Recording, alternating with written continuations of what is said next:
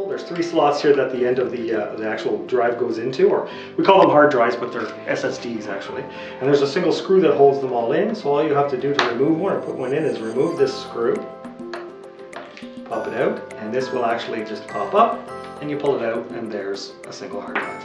And again, it can go into this slot, or that slot. It is important that a thermal pad is put underneath just to provide a bit of cooling, because even though these have no moving parts, they can create a bit of heat. So we'll put it back in. There's a spot, another spot here for another hard drive. So 4 in total. So 8 times 4. That's how much hard drive space you can have.